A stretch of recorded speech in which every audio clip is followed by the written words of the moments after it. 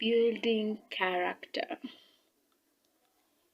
Building character. God is in the business of building character. And building character sometimes requires, not sometimes, actually all the time, requires a lot of pain. Before you are molded into something new, there's a lot of pain involved. And I feel like the pain is usually on the receiving end.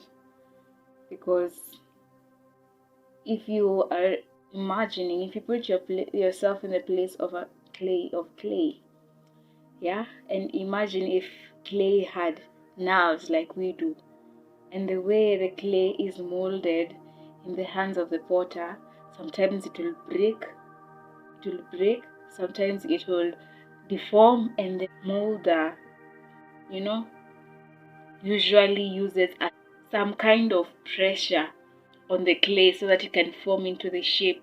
So imagine if the clay had nerves. It would be in very much pain. If it had legs, it would have run away from the molding of the potter. But it doesn't. So what can you think of the position of God being the potter and us being the clay? When he molds us into the pot the vessel he wants us to become, when he molds us, he will apply, it is indefinite that he will apply pressure. It is indefinite where there are times where we'll be stretched a lot to points where we would think that it is our end, but he is the potter. He knows the amount of clay that we carry. He knows the shape of the vessel he requires.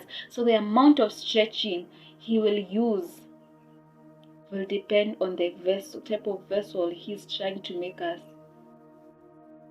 I pray that I be a moldable clay, because there's clay that cannot be molded, and there's clay that is specifically used by potters to mold. People sometimes may turn themselves into unmoldable clay, that they can't be molded into the image of God. But I pray, I really do pray, that I become that moldable clay. Because I know, in as much as I'll go through pain as God molds me into the vessel that he requires me to be, I know that my potter loves me, and he will handle me with care.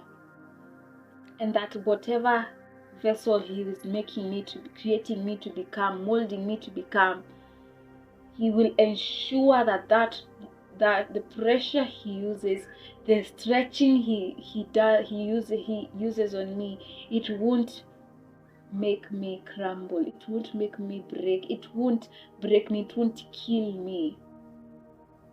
Because he created me, he knows every inch of me, not only physically but also in my personality, in my spirit. He knows who I am. He knows who he created me to be. He knows what he placed in me. So it only makes sense to leave him to do his work, because he created me in the first place.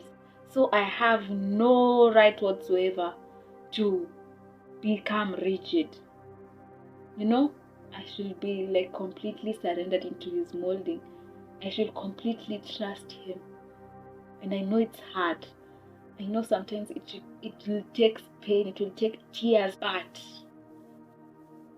I pray that I be that, to be that to trust God that much, that I will surrender myself completely and wholly and fully to the molding of God.